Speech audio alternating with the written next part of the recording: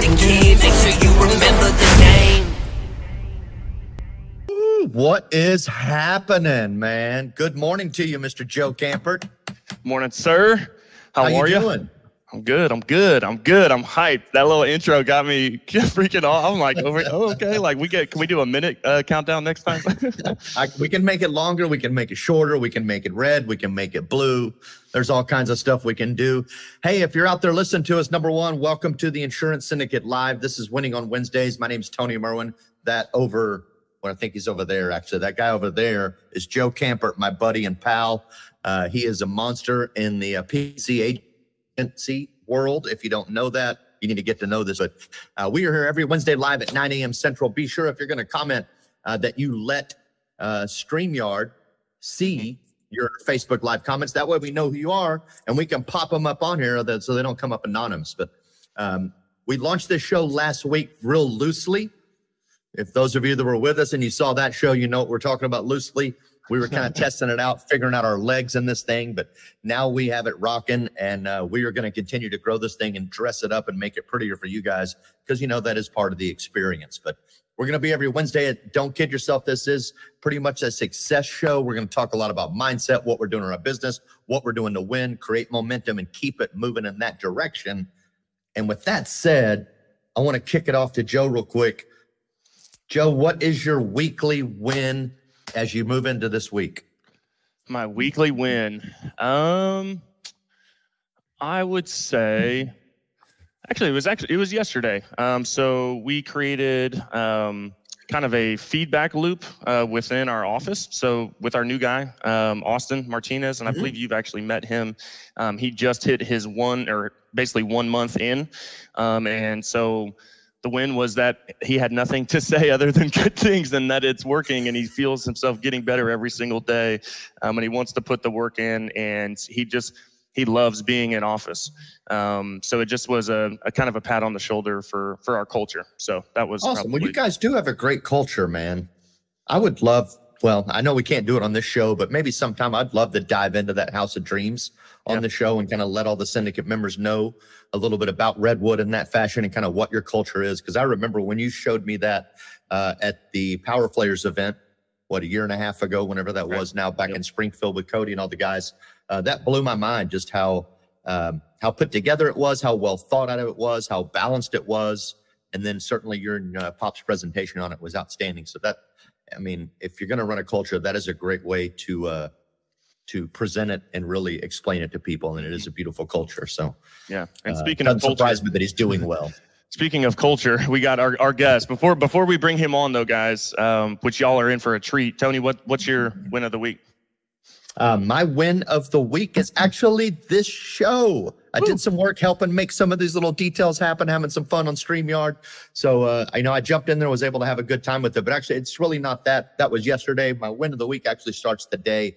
I'm going to Tampa for a big industry conference event and awards banquet that I'm a part of. So super looking forward to that. Get to go hang out with some of my compadres in the space and pat each other on the back and celebrate wins. Awesome. So that's going to be a good time. Taking Grace down there with me too. So it'll be her first chance to kind of experience that atmosphere. That's awesome. You know, she's been to 8%. She's been to these other things, and you can't beat 8% anyway. But this will be another top-notch gala event that she'll get to go to and actually see people getting awarded, receiving awards, right, making a lot of money, doing great, building good teams, and running their agencies. So that's going to be a lot of fun for her. That's good. But that's good.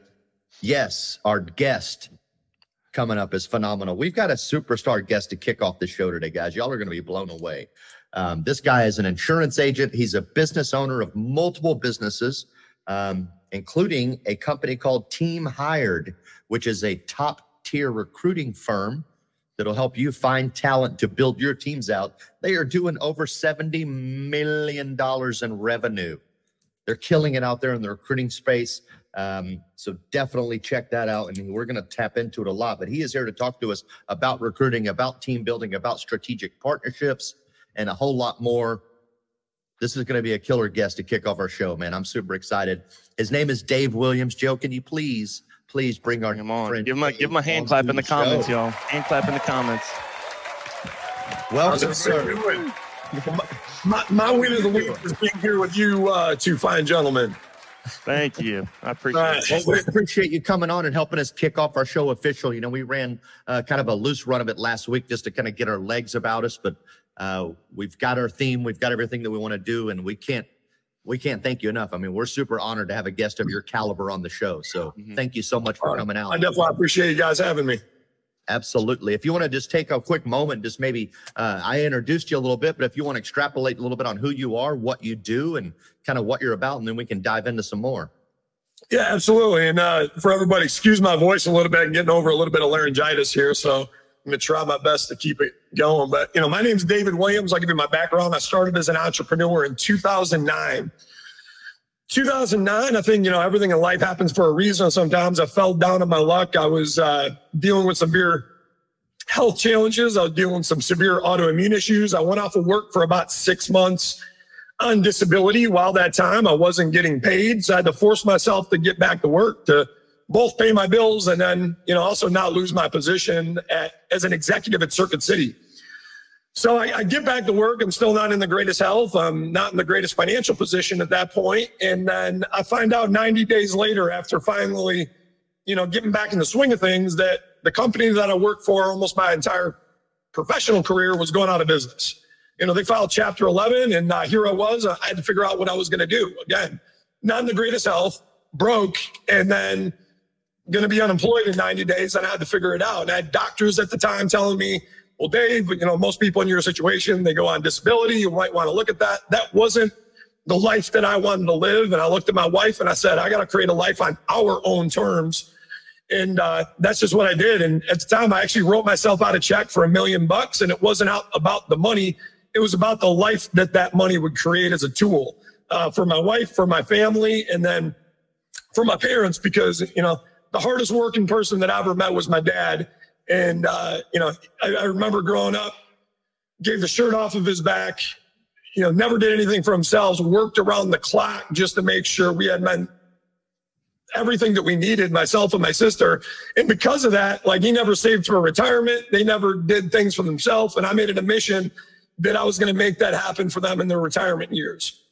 So I had to figure it out. And, you know, I started talking about different insurance companies. Allstate Insurance seemed to have a great program. The only problem was you needed capital, and I was broke, and I had to figure that out. So the liquidators came into Circuit City, and they said to me when we were liquidating, Dave, all the open merchandise, the display merchandise, we're looking to blow out pennies on the dollar, whatever you can get for it.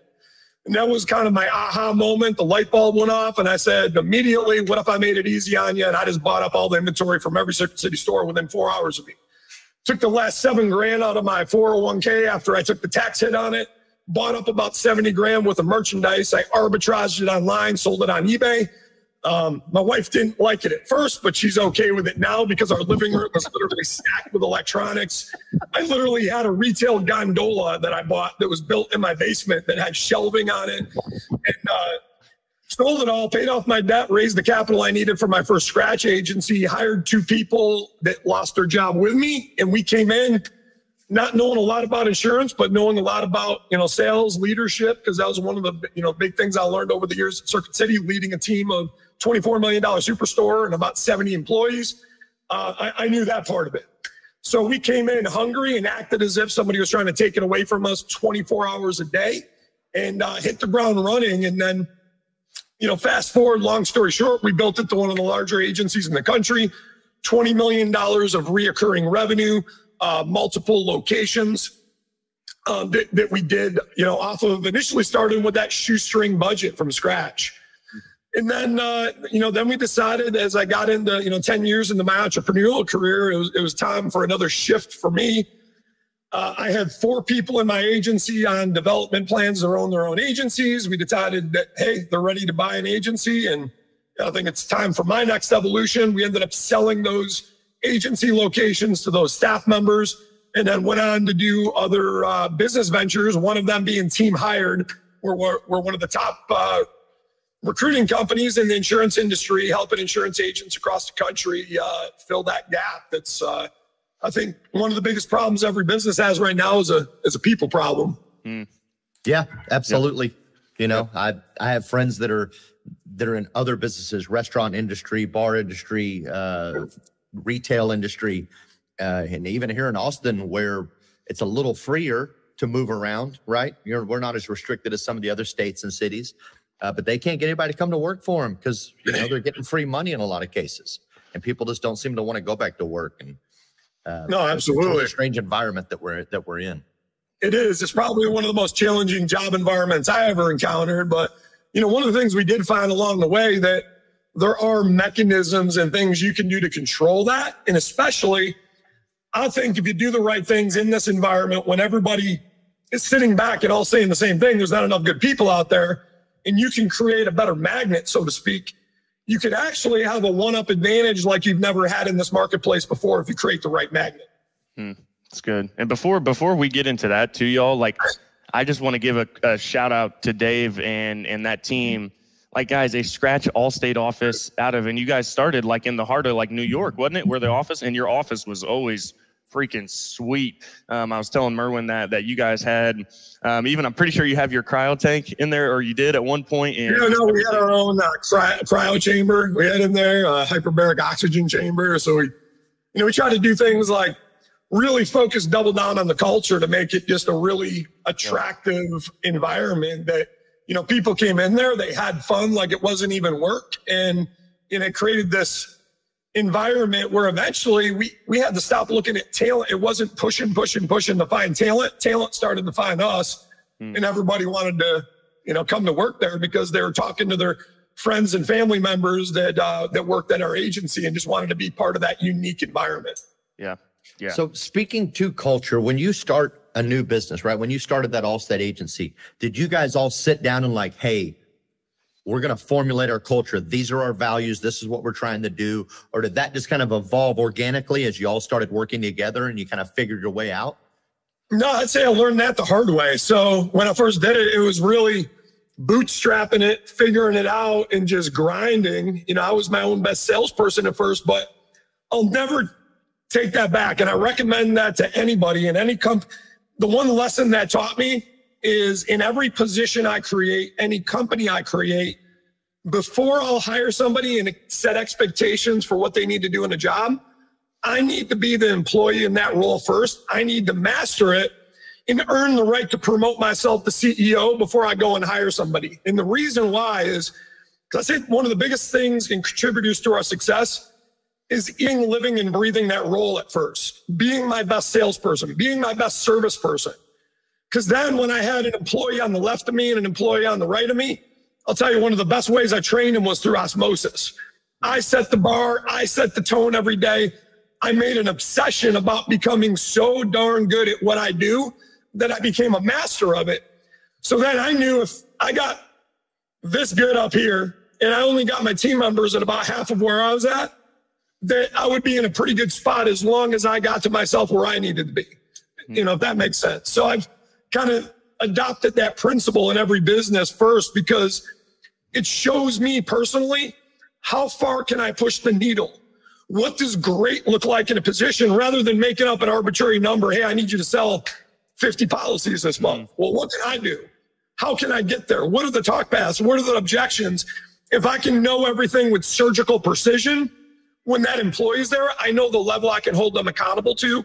I know the expectations I can set. I know the hurdles they're going to run into and how I can help them overcome those hurdles, overcome objections, and really thrive in that role. So that to me, I cannot be a good teacher. I cannot be a good coach unless I've achieved mastery in the position that I'm coaching. It's good. Lead from the front. Well said. I mean, that's, gosh, and shout out Schickler, my boy Brett. And I love Brett. And I know he was kind of with you back in those days and is still with you on the team hired side and stuff. And that dude is a freaking beast. And you talk about osmosis, I'm sure it came from you because that dude is a baller, man. Like I was telling Tony, if you get on a demo with Brett, you will sign up because he's that good at presentations and demos. No, he's great. I mean, we're blessed to have a great team. And that's another thing that I would say I learned over the years is it pays to pay. You gotta, if you want to find that right team member, sometimes you gotta pay more to have those right team members inside your organization that are going to deliver at a much higher caliber too. So, I found that is a real core fundamental of, any position in any of the companies we've had is, having the right people in the right role that are going to help you get to the goal at the end of the day. Yeah, it's good. That's good. I know we have a lot of people that are listening to this that are newer agency owners, right? And they're just starting to look at building a team and go through some duplication. So what would you say are maybe some of the first couple of steps that, like, in regards to defining roles or knowing even when it's time to start recruiting or hiring? Do you go for admin first? Do you go for sales first? What are some of the balances or things that you want to look at when you start to, develop that group of people? Well, what I would tell people too, before you hire your first people, is master it like yourself. Or, if you're hiring your first person, make sure that you're ready to be in the trenches with that individual or those couple individuals that are alongside you, because that's going to go a long way. And I'll see this more times than not, is like we become business owners and there's that symptom that everybody immediately wants to be the CEO. But my thought on that is, just like any other job, you would go work at Amazon, work at Google, and what, you're not going to be the CEO from day one. You got to bust your ass and work your way up the ladder and become that. And I don't think we should do anything differently in our own organizations. When you come in there, work your way up the ladder, use that as motivation to crush every single position. And so again, you've achieved mastery on it that makes you just all the more effective leader when you have that person alongside you. I've always found people will do as you do before they do as you say. So you can sit back and be that back office leader and tell people to go do it, but seeing is believing. When you're leading from the front and you're going out there and getting it done, like, excuses cannot happen at that point because they're seeing it happen in reality every single day. And that is your best friend. And then use that as motivation to earn the right to become a manager, become a CEO in your own organization, because once you've built those core people, and that's what I did, the person on the left of me, the person on the right, eventually were operating at a pretty high caliber when I first started my agency. And then I started to step back and work on the business rather than in it, built people underneath them, and they became me. And now I led the leaders.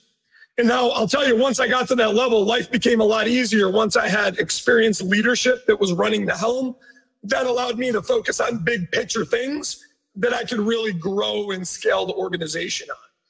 And, I would say too, with how competitive the marketplace is, when you do go to hire somebody, make sure you have the right hiring process and the right magnet. And what we've found is we've done dozens and dozens of exit interviews with candidates that ghosted, didn't accept positions. And we called them up and said, hey, we want your honest feedback. Don't sugarcoat it. It's the only way we get better and we learn. Why didn't you take the role? Why did you ghost? Why did you not show up to that interview? I'll tell you, about 99% of the time, it came down to what we developed as our 3 C's.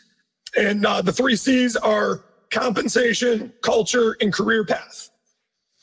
It was either the pay wasn't enough or they were being presented this 5-page comp plan that you needed to know arithmetic to go home to your spouse and try to understand how I'm going to get paid. And it was so confusing that they just walked away.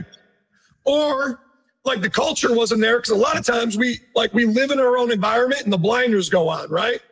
We don't, after a year or 2 years, we don't see the messy desks with the paper stacked up. We don't see the well-lit, maybe we start to get used to bad attitudes. So what I tell people is have the right culture. Most people coming in to work with you, they're looking at things in a different way that you're not. They're going to probably be spending more times in your office, more time than they are with their own family.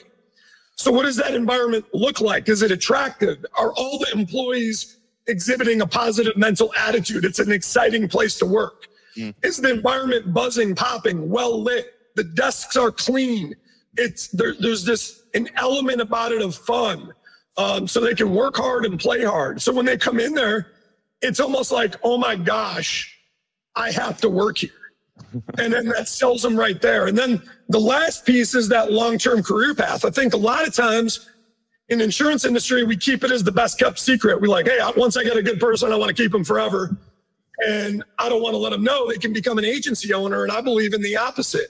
Align your goals with theirs and let them know, if you come in here, I'm going to mentor you.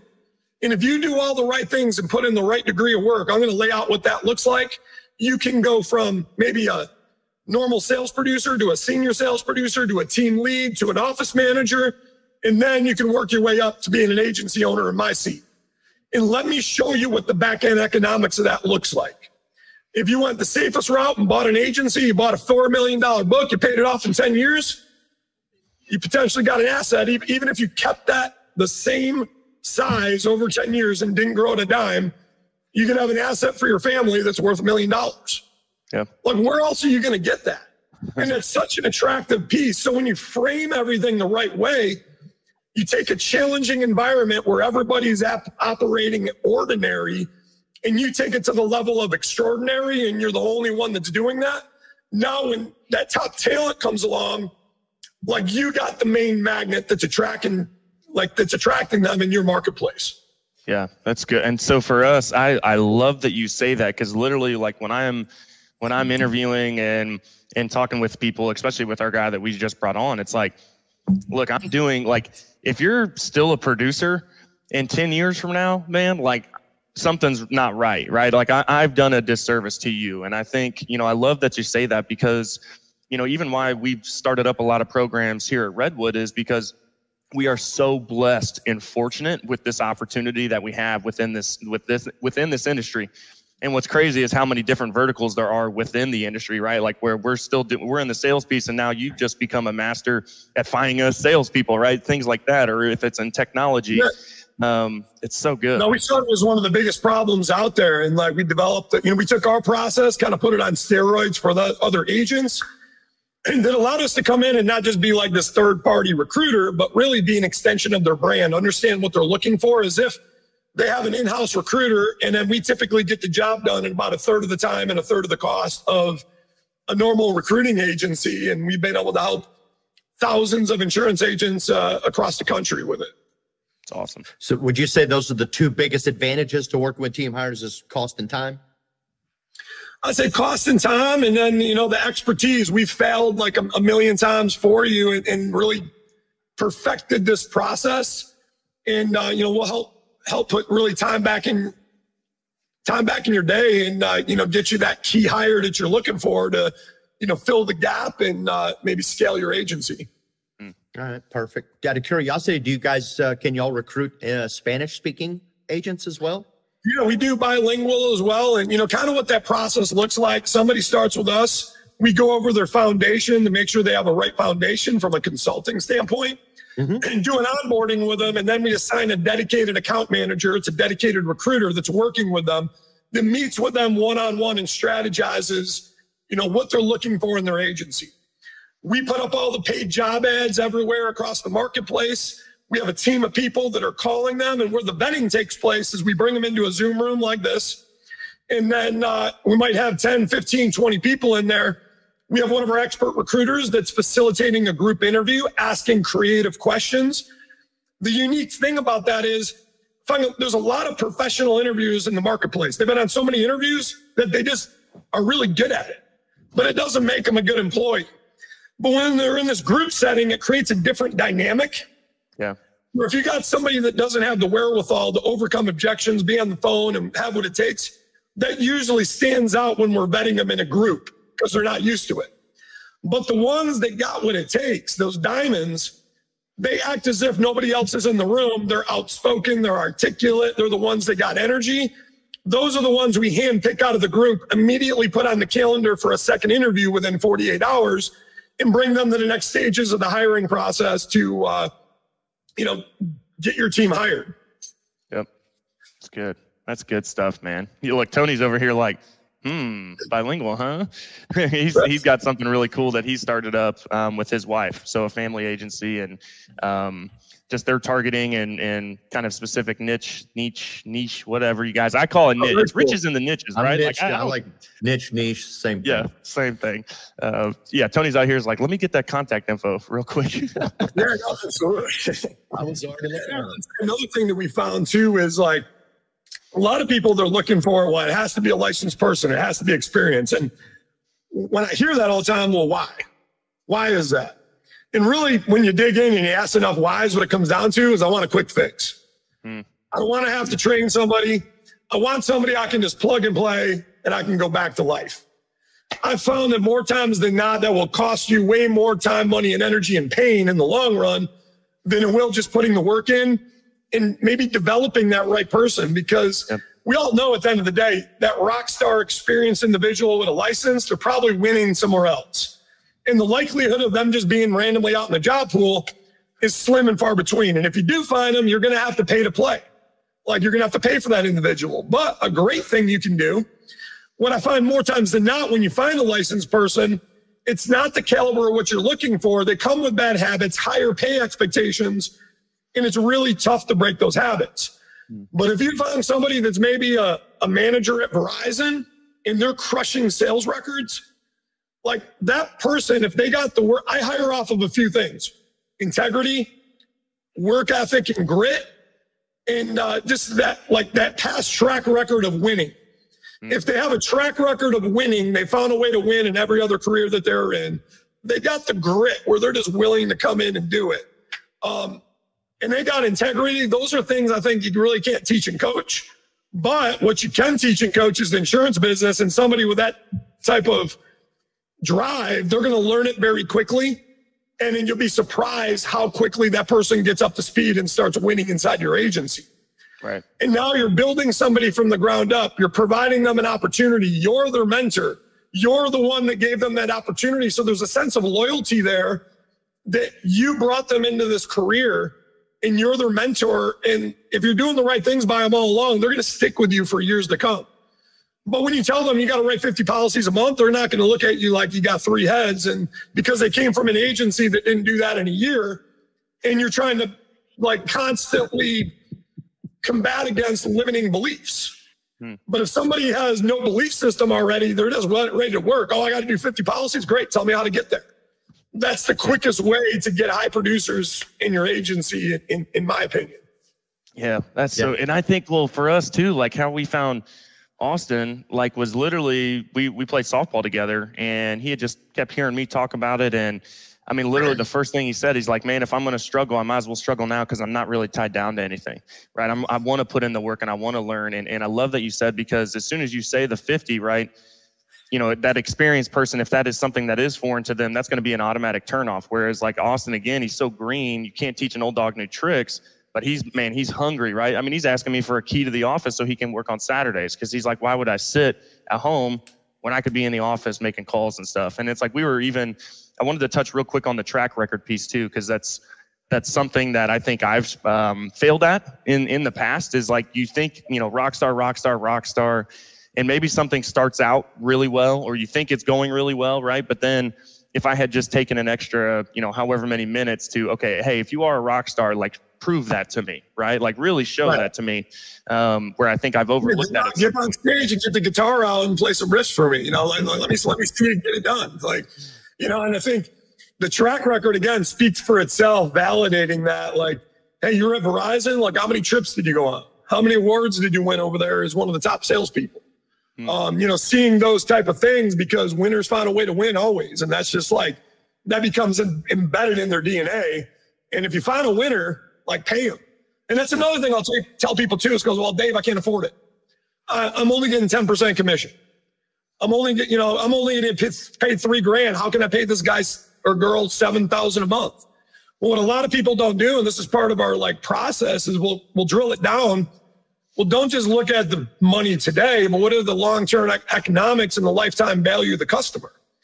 So if you got a 90% retention and you're crushing it on the retention side, and you're going to renew that policy 9 times, you're not getting paid $3,000 once. You're getting paid $3,000 9 times, and that's $27,000. Yep. So let me tell you this: if you could pay somebody $7,000 to get $27,000, would you do that? Right. Like all day long. Hire 10 of them. Great people don't cost money. But where the fear kicks in and we go into scarcity mode is because too many times we've done the wrong things to hire the wrong people that never produced and never paid for their seat. They're afraid to go there again, or afraid to go into debt. So it's like, I got to go in the scarcity mode and pay less. Well, that only perpetuates the problem. What you need to do to break the cycle is find a rock star, pay the rock star. I mean, if you're worried about it, put them on probation, 30 days, 60 days, whatever your threshold is. If you don't come in and crush it and win, like, it's not going to work. But this is what I need you to do. in the probationary period, make sure you have the right training, tools to do their job, and have them come in. And again, paying for a winner, winners find a way to win. You're going to get your return on investment like tenfold on that individual. Yeah, absolutely. I love that you brought that up. And because as salespeople, we always think about our CPA. I mean, hopefully you are. If you're any good at marketing and actually budgeting your marketing and building a strategy, you think about your CPA, your cost per acquisition for every client that you get. What are some of the metrics that you look at in recruiting? You know, do you look at a recruit in that same kind of thought process? Like, what is my cost per acquisition for each recruit that I bring in? And then what are maybe some of the different metrics that you use to kind of filter that down? Yeah. So, I mean, we're always, looking at the overall cost coming in, bringing a hire in, but more importantly, looking at the ways to mitigate those more expensive costs. Because if you bring in the wrong hire, there's a huge cost to that. And that could be way more expensive than you think. Because while it might seem easy, hey, I got somebody with a license, I'm going to put him in there, quick Band-Aid. You could have like 5 other great team members in there. That person comes into your culture, they're toxic, and they destroy your organization. And now all of a sudden that one person in there is not working out. You're paying for them. Production just went down to like half or a third of where it was. And what's the cost of that? What's really the cost of a bad hire? And then the cost of training that person, the cost of coaching that person. And then when they leave, or you got to fire them inevitably, what's the cost of going back and starting from square one? I'll tell you, it's always the most affordable, if you're looking to save money, to do it right the first time. Like, hire the right person and do it right the first time. It might be a little bit more upfront, but I'm going to tell you, you're going to pay way more in the long run over the course of a few months or a year than you will just by getting the right person in there the first time. It's good. It's good, man. Stuff. Let's shift gears real quick. So that's all gold. I hope you guys are taking notes. If you're watching this now live with us, or if you're catching the replay, that's gold right there, guys. I love that. That's why we record this stuff too, because I can literally, and I promise, like, I will go back through and probably rewatch this video. I bet you at least 3 times by the end of today. That's just what I do, trying to like perfect my interviewing skills and speaking and things like that. And look, and I just said, and now it's in my head. I'm like, dang it, Joe, I'm trying to get better with my ums. But let's switch gears to, and I know we were talking briefly about it. Insurance to me is an amazing vehicle. We talk about this a lot here at Redwood, is that it doesn't always have, like, for me, I'm all about coaching and helping others, and obviously making money, right? I think when you give, you get, and I've been able to pursue that passion in this insurance industry, right? But just because somebody's in insurance and they're making a lot of money doesn't always mean it's their true passion, right? So we view insurance as a vehicle to really get you to those kind of stops along the way that you want to get to, right? And I think, again, there's pretty much no better vehicle out there when it comes to insurance, right? Absolutely. It's amazing what it's been able to do. Kind of talk about what your kind of track record, right? And really going from Allstate now, with Team Hired and everything that you've done on that side with your businesses. Talk about like what you're doing with the community and what the agency has really provided you to be able to do that and change people's lives. I would love to. Yeah, absolutely. So, I'll tell you, with the agency, I didn't grow up when I was a kid and say, hey, mom and dad, I'm going to be an insurance agent. And that was like my dream. But, my dream is I wanted to live a great life. I wanted to take care of my family. I wanted to provide for my folks. I wanted to impact people's lives. I wanted to give back to my community. And I started to take a look at the vehicle I was in and how can I create this vehicle to make it what I want it to be? Yep. And that's exactly what I did in the insurance industry, and then used it to get to other bigger vehicles.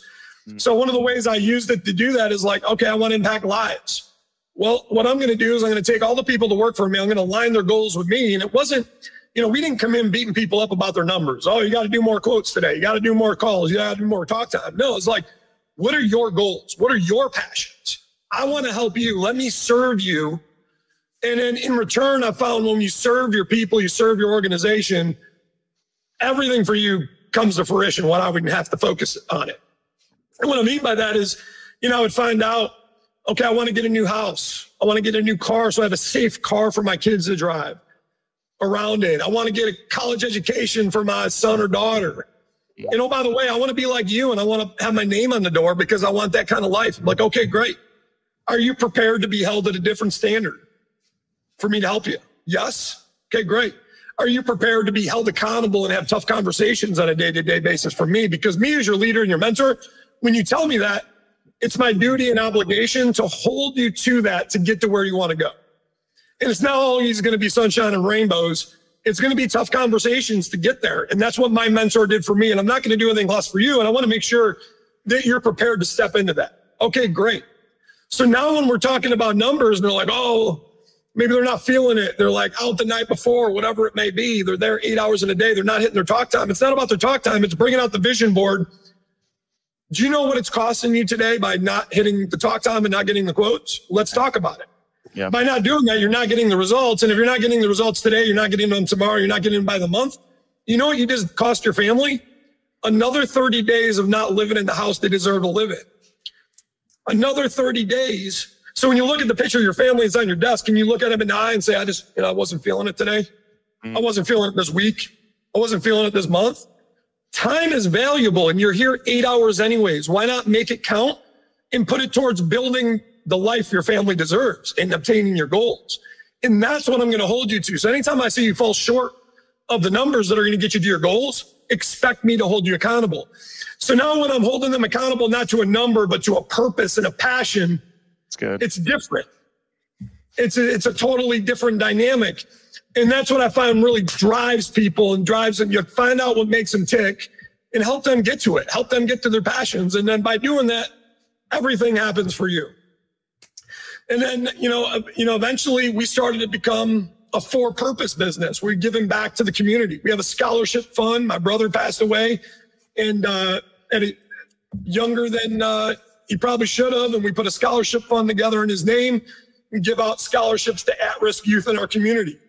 Through Team Hired, we go out and help military folks, at-risk youth at the Boys and Girls Club, and help them, teach them how to really stand out in an interview and show them job skills that they can go out and get a leg up in this type of environment and get a start on their career.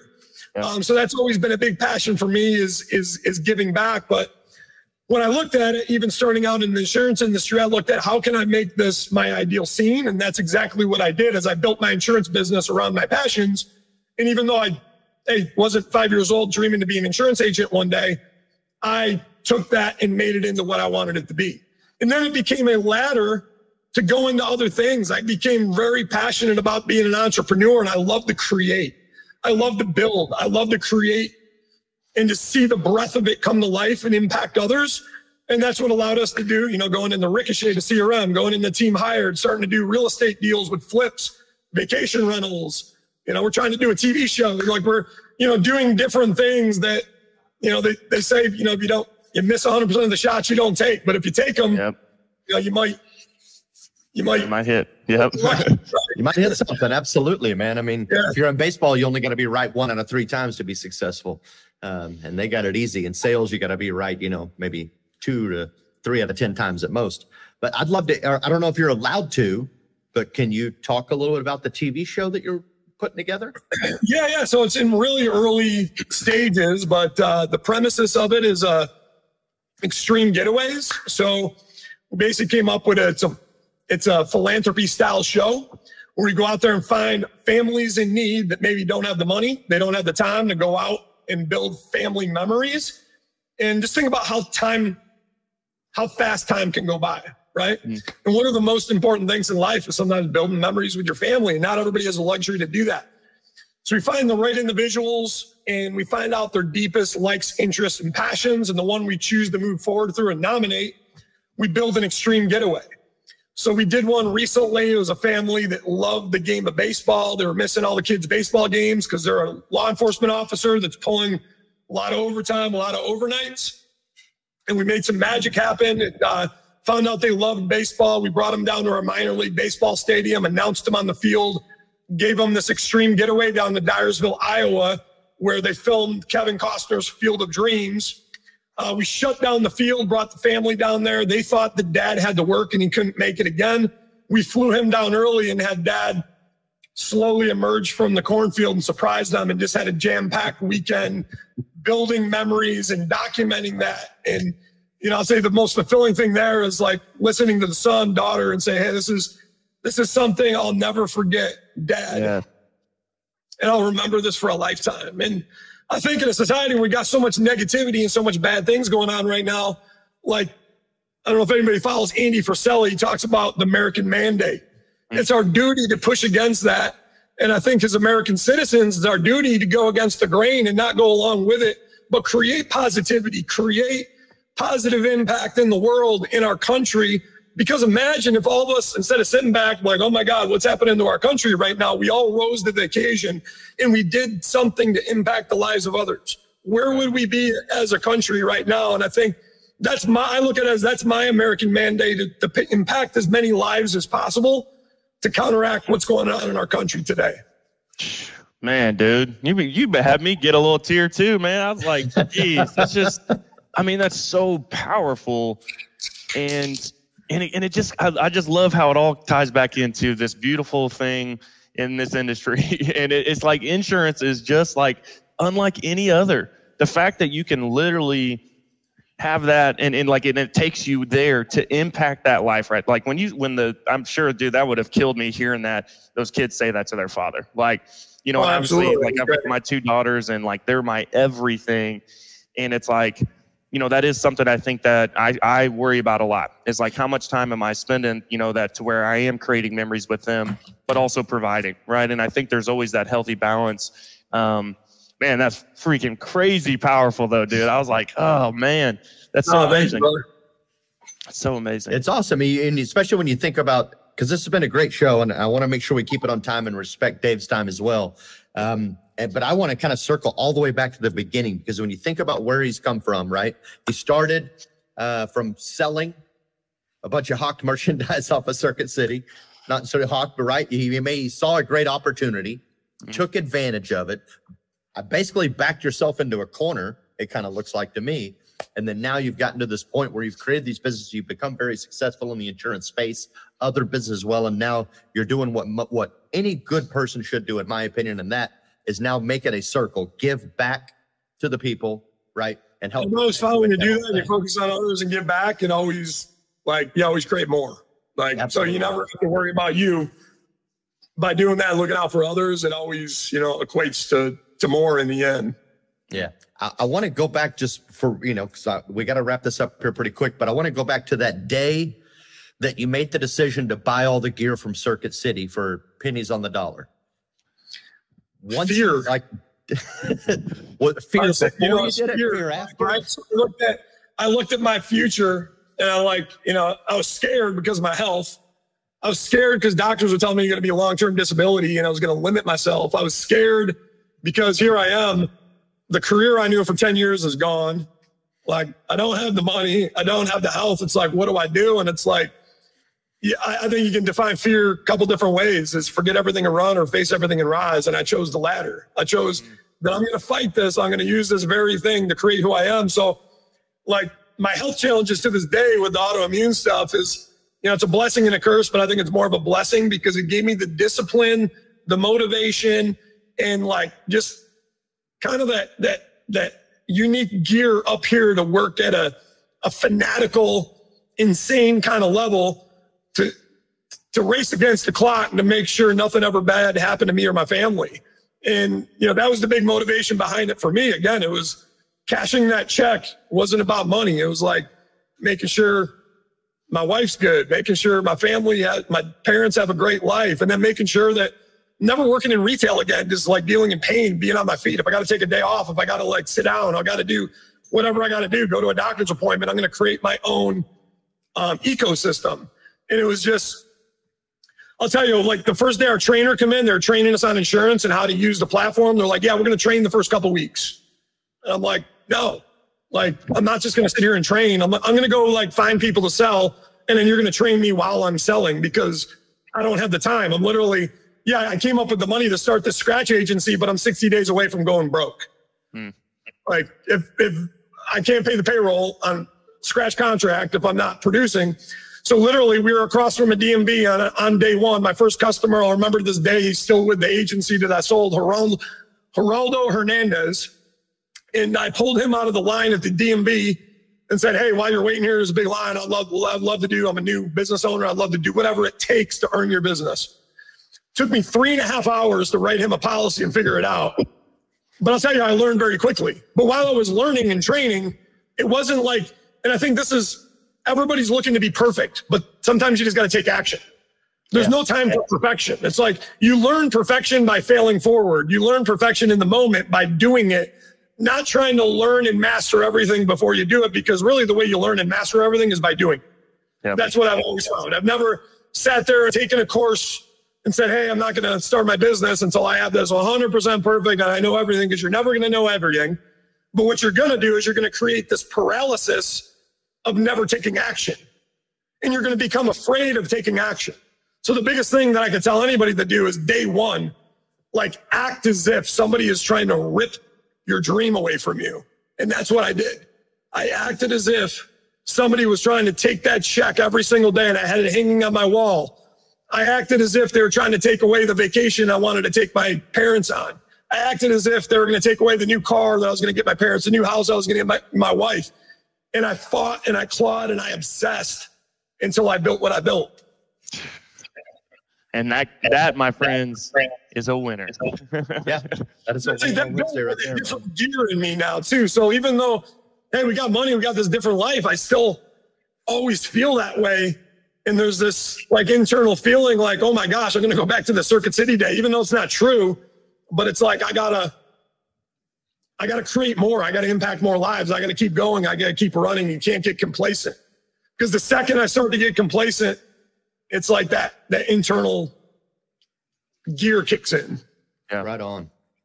That's well, man, stuff. David, thank you so much for coming out. Like I said, we try to keep this to right about 40 to 45 minutes. We're pressing that already. I could technically sit here and chat with you for another couple hours if you allowed me to. I have a few Absolutely, anytime. We'll get you back on for another episode for sure in the future. But thank you so much for coming out. I hope everybody that's listening, like Joe said, is paying attention, making some notes. I took a whole bunch of notes myself because this guy's lighting it up with some beautiful nuggets and some practical things that you can put in your business, in your recruiting efforts, into your mindset as well. It's going to help you grow what you're doing out there. So, you know, Joe, if you have some final words, we can wrap it up and get this thing moving on. And get I would just say, crushing anybody that wants to reach out to Dave or his team, specifically if that's, you know, for Ricochet 360, that is a very robust CRM business that they're running, as well as Team Hired. So I can literally attest, we have multiple agents that have used Team Hired for every single one of their hire, and it's been amazing. So again, if you have any interest, put in the comments and we'll get you connected with them, with Team Hired, Ricochet, whatever you want to take a look at. And I actually believe we'll go ahead and get, I want to say you guys are already on the preferred vendor list, but if not, if you're watching this after the fact, their contact information to go schedule an appointment will be uploaded on that preferred. When you talk to us, hey, there's no pressure. You don't got to do business. Even if you just want advice, support, that's what our team is here for. We're here to serve you. And at the end of the day, like, if we don't think it's a fit, we're going to tell you that, because what we want is every person that comes to work with us to be a raving fan. So we'll look at it, and you know, if you might not have the right foundation or fundamentals in place today, and we'll tell you, hey, maybe change and tweak this to create the right environment to attract a candidate, and we'll work with it when we're ready. Because we want every single client to win. You know, up to this point, we've spent really nothing on marketing. It's all been word of mouth by creating raving fans and serving our clients at a high level, which I take pride in. That's how my dad always ran his business. And because of that, if you look at our website, we have over 1,000 video testimonials from insurance agents across the country that we made in the raving fans, 200 Google reviews, Better Business reviews, Facebook reviews. Because I mean, that's my mission, is serving. And it's served us well. It's good, man. Again, thank you so much for being on this call. This was amazing. Killer way to start my Wednesday, that's for sure. And Tony, if you want to come on, can we do it right this time? Do you have it pulled up? I'll just do the last. I actually don't have it in front of me at all. I'm sorry. I was prepared with trying to get some gear together for Mr. Williams. I did not bother with that, but it's okay. We have a pretty good closing. It's a little corny, and we butchered it last week. Very funny. We'll save it for next week. That's fun. Yes. All right. Yes. Awesome. Thank you again for coming. Thanks for helping. No, thank you for having me. I really appreciate it. It's been a pleasure talking to you, fine gentlemen. Absolutely, man. Check out Dave Williams. Check out Team Hired. If you're in the, if you need a good CRM, check out Ricochet 360. And obviously, remember to check this show out. We're going to be here every Wednesday, 9 a.m. Central, ready to help you keep a path of winning and a winning mentality. So thanks again, everybody, for tuning in. Thanks, Dave. Thanks, Joe. And we will see y'all next Wednesday. Insurance Syndicate, make sure you remember the name.